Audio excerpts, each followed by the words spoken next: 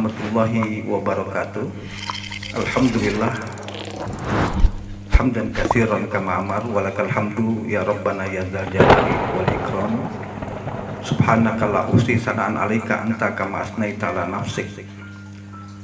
Allahumma shalli wa sallim ala sayyidina Muhammadin wa ala alihi wa ashabihi ajmain, amma ba'du. Sahabat-sahabat yang dimuliakan oleh Allah, kita akan mengkaji kitab Syarah Hikam fi Syarhi wa Tahlil karangan Syekh Said Ramadan Al-Buti, di mana fil hikmatil ula, dalam hikmah yang pertama ini Syekh Ibnu Athaillah mengatakan min alamatil i'timadi alal amali nuqsanir raja'i inda wujudi zalali. Ciri orang yang bersandar kepada amal adalah kurangnya harapan manakala dia terjerumus dalam perbuatan dosa. Syekh Said Ramadan Buti mengatakan al-i'timadu alal amali ahwa fi syari'ati amrun mahmudun am mazmumun. Orang yang bersandar kepada amal di dalam syariat Islam ini, apakah termasuk perkara yang terpuji atau masuk dalam perkara yang tercela? Yaqulu lana Ibnu Athaillah, berkata kepada kita Ibnu Athaillah, iyyaka anta tamida fi ridallahi anka wa fil jazaa'il ladzi wa'adaka bihi ala amalin qad fa'altahu wa waqafta lahu kas-salati kas-saumi kas-sadaqati kal-mubarratil mukhtalifati balik tamida fi dzalika ala lutfillahi wa fadlihi wa karamihi. Kata Syekh Ibnu Athaillah bahwa hendaknya kita ini menyandarkan atau mengandalkan ridho Allah Subhanahu wa ta'ala dalam balasan terhadap amal-amal kita. Jadi pada saat kita melakukan sebuah amal soleh atau kita melakukan berbagai macam kebaikan, berbagai macam amal, atau melakukan berbagai macam ibadah seperti sholat, puasa, sedekah, zakat, andalkan kemurahannya Allah, andalkan kasih sayang Allah, andalkan bersandar juga kita kepada ampunan Allah Subhanahu wa ta'ala, ridho Allah Subhanahu wa ta'ala. Jadi jangan kita bersandar kepada amal itu. Misal ketika kita melakukan sholat, kita puasa, kita bersedekah, jangan kita mengandalkan balasan dari amal tadi, bahwa amal tadi ini bisa membuat kita jadi begini, kalau kita sholat ini akan bisa membuat kita jadi begini. Kadang-kadang kan ini yang sering kita alami. Kalau kita sholat duha itu membuat kita jadi kaya, kita namanya menyandarkan kekayaan itu kepada sholat duha. Ini perkara yang mazmumun, ini perkara yang sangat tercela. Karena bukan sholat duha, bukan baca waqiah yang menyebabkan kita jadi kaya. Berapa banyak orang di luar sana cek gitu, ya kan? Itu mereka tidak pernah sholat duha, tidak pernah baca waqiah, tapi mereka kaya. Karena kekayaan itu bukan karena sholat duhanya atau bukan karena baca waqiahnya. Nah, ketika kita mengandalkan kekayaan itu karena sholat duha atau waqiah, namanya kita mengandalkan amal, kita bersandar kepada ibadah, dan ini adalah amrun mazmumun, perkara yang sangat tercela. Lalu apa ada dalil hadis yang menerangkan masalah ini?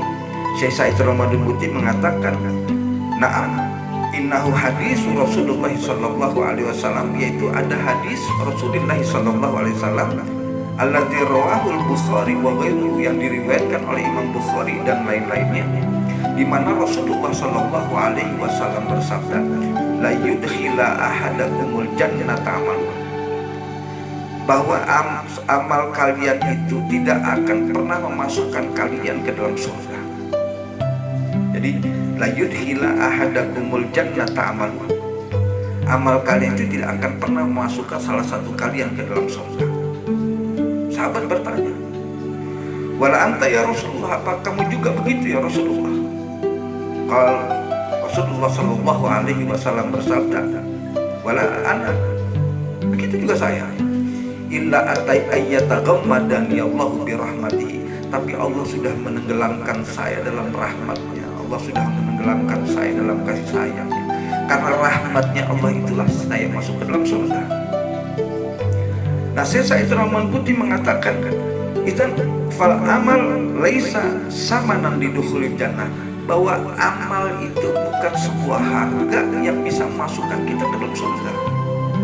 Sholat itu bukan sebuah harga yang bisa masukkan kita ke dalam surga. Zakat itu bukan sebuah harga yang bisa masukkan kita ke dalam surga. Haji itu bukan sebuah harga yang bisa masukkan kita dalam surga. Jadi seolah-olah mau masuk surga, kita beli tiketnya itu adalah berhaji, kita sholat, kita puasa. Tidak, kata Syekh Sa'id Ramadan Al-Buti. Wa idza kana al-amru kadzalika, maka kalau perkaranya demikian, fal matlub, maka yang diminta atau yang dituntut idza waqafta li ada'i ta'at ayat ma'ar biridallahi wa thawabihi. Jadi kita itu ketika kita melakukan ketaatan-ketaatan kepada Allah Subhanahu wa taala itu, kita berharap ridhonya Allah, ya kan? Kita berharap kemurahannya Allah, berharap kasihannya Allah, berharap ampunannya Allah Subhanahu wa taala, bukan balasan, bukan upah dari amal yang telah kita lakukan tadi. Jadi pada saat kita sholat, kita berharap kemurahannya Allah, kasihannya Allah kepada kita. Ketika kita bersedekah, kita berharap kasihannya Allah sama hidup kita, Allah mengasihani kita, Allah memberikan rahmat kepada kita, Allah ridho kepada kita. Bukan kita melakukan ibadah haji udah pasti kita masuk surga. Kenapa balasan orang haji itu masuk surga? Walaupun di dalam hadis dikatakan al hajjul mabrur laisa lahul jazaa illa jannah, bahwa haji yang mabrur itu tidak ada balasan kecuali surga. Tapi ketika kita berharap balasan dari ibadah haji itu, namanya kita bersandar kepada amal untuk masuk ke dalam surga. Dan ini adalah amrun mazmum, perkara yang sangat tercela. Kalau kata Syekh Athaillah, bersaraf kita kepada kasih sayang Allah. Mudah-mudahan Allah sayang sama kita, kita jalankan ibadah haji, ya kan? Allah sayang sama kita, dimasukkan ke dalam surga. Nah, hadis Rasulullah bahwa tidak ada balasan bagi haji mabrur ke surga, itu balasan itu karena kasihannya Allah, karena keutamaannya Allah kita masuk surga, bukan karena hajinya tadi, bukan. Nah, kalau kita teliti, sahabat, kita teliti pelaksanaan ibadah haji kita ini apa sudah sesempurna sekali sehingga kita memastikan diri dapat masuk ke dalam surga. Ketika kita mengandalkan sholat kita yang bisa masukkan ke dalam surga, apakah kita sudah meliti sholat kita ini seperti sholatnya Rasulullah atau belum? Sebab Rasulullah bilang kan, shollu kama ra'aitumuni usolli, sholat kamu seperti saya sholat.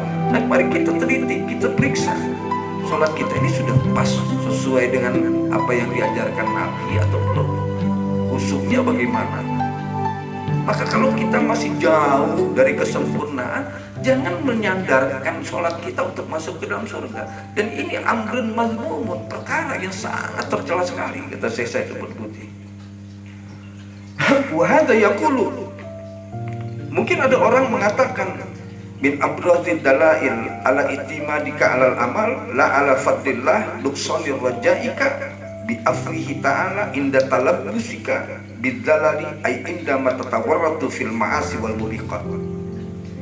Jadi di sini Syekh Ibnu Athaillah mengatakan, guna yaqulu, maksudnya Syekh Ibnu Athaillah, jadi ada sebuah bukti yang sangat menonjol ketika kamu bersandar kepada amal, bukan pada keutamaan Allah Subhanahu wa taala, yaitu hilangnya harapan kamu ketika kamu terjerumus dalam dosa, kamu terjerumus dalam kemaksiatan, atau kamu terjerumus dalam kesalahan.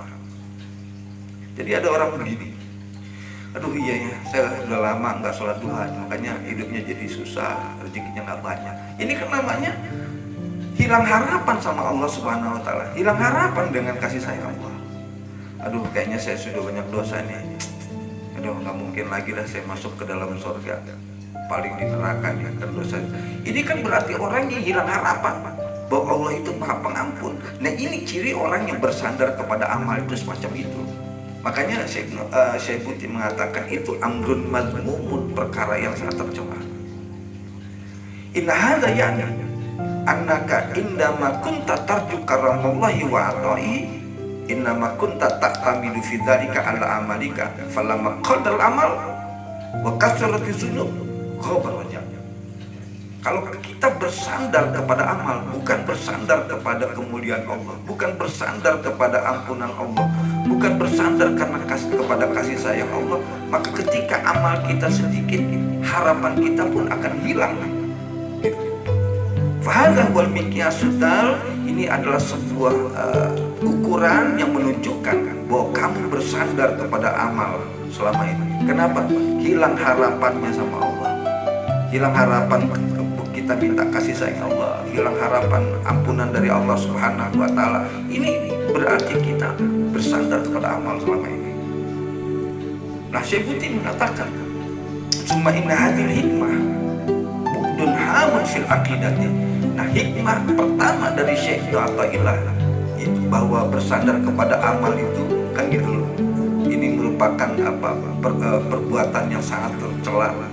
Ini sebetulnya dalam pasal yang pertama ini masuk dalam dimensi akidah yang sangat dalam. Akidahnya seorang muslim itu kayak gitu. Wa budun hamun yatajalla fi sunnah.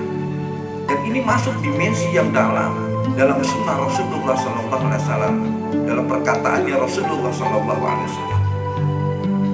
Hikmah yang pertama dari kitab Syarah Hikam ini juga budun zalika budun akhlaqi fi tarbiyah, adalah kita masuk ke dalam dimensi tarbiyah, pendidikan akhlak, ya, ke pendidikan hati, pendidikan jiwa. Wasanati ala dzalikal bayan, insyaallah, dan nanti akan Syekh Buti jelaskan. Walina'lam bihadhil munasabah, kita bisa mengetahui dengan bertepatan dengan tema ini, anna hikam Ibnu Athaillah, bahwa hikam Ibnu Athaillah itu muqassimatun itu terbagi ila salah satu aksar, terbagi jadi tiga jenis.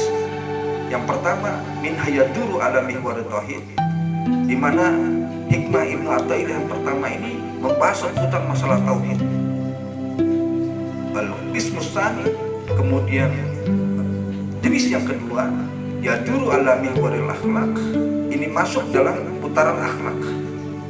Wal qismus tsalis, dan jenis yang ketiga yang kita bisa ambil dari fasal pertama Syarah Hikam ini, ya ta'allaqu bisuluki wa tathhirun nafsi minal abdurani, maaf. Jadi berkaitan dengan pembersihan perilaku, pembersihan jiwa, pembersihan hati dari debu-debu kotoran jiwa, kotoran hati tadi. Walinabda, nah kita mulai kata Syekh Buti bibayanil buktil i'tiqadi, yaitu kita mulai dengan menjelaskan dimensi akidah wa tahlilihi dan penguraiannya fi hadil hikmati ula, dalam hikmah pertama kitab Syarah Hikam ini. Yaqulu sahibu Jauhar Tauhid, bab Jauhar Tauhid, jadi pengarang kitab Jauhar Tauhid mengatakan fa yusibna fa bimahdil fadli wa yu'adzib fa bimahdil adli. Kata pengarang kitab Jauhar Tauhid, kalau kita dibalas amal kita, sholat kita, puasa kita, itu murni karena keutamaannya Allah, murni karena kemurahannya Allah, murni karena kebaikannya Allah. Wa yu'adzib, kalau kita nanti diazab di hari akhirat nanti atau di dunia ini, fa bimahdil adli, itu murni karena keadilannya Allah Subhanahu wa Ta'ala. Karena Allah itu Maha Adil. Hadhiyal aqidah allati yang bagi ayat tabiqah bi kullam insani muslimin, dan akidah ini yang harusnya mewarnai dalam setiap umat Islam. Wala hadza darajah salafus salih ridwanullahi alaihim, dan inilah cara yang ditempuh oleh para ulama-ulama salaf terdahulu. Qad yaqulu qail, mungkin ada orang mengatakan, bali zahir anna sawabul ladzi nastahiqu innama huwa ala amalis shalih alladzi amalna. Mungkin ada orang mengatakan zahirnya kan kita dapat pahala, emang kita berhak dong dapat pahala. atas ibadah atau atas amal yang telah kita lakukan. Ini kan begini sama. Walakinna, kata saya terambuti, lau ta'ammalna wa am'anan nazar, kalau kita ngerenungin, ya kan, kita periksa dengan pandangan yang sangat teliti fi alaqatil ma bainal abdi wa rabbi, hubungan antara seorang hamba dengan penciptanya, la adrokna, kita akan menemukan annal amr laisa kadzalik. Persoalannya bukan kayak begitu. Jadi ketika kita melakukan ibadah, kita berhak dong mendapatkan surga. Kenapa? Ya kita kan sudah ibadah, sudah jalankan perintah Tuhan, sudah jauhi larangan Tuhan, berhak dong, kan gitu. Logikanya itu nggak seperti itu. Kalau kita melihat konteks hubungan antara hamba dengan pencipta. Makna qauluka innallaha innama yusibani bi'amali wa innama yudkhilanil jannah bi'amali. Apa makna ucapan kamu bahwa Allah membalas kamu karena amal kamu, Allah itu memasukkan surga, ya, kamu karena amal kamu?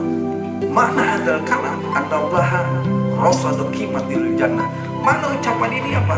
Berarti Allah sudah menentukan harga untuk masuk ke dalam surga. Jadi surga itu punya tarif. Tarif masuk surga, ya kan, tidak dikiaskan dengan dirham, dengan dinar, atau dengan mata uang. Innama yatamassalu fil ibadati wa ta'at wal ibtiad anil mahramat.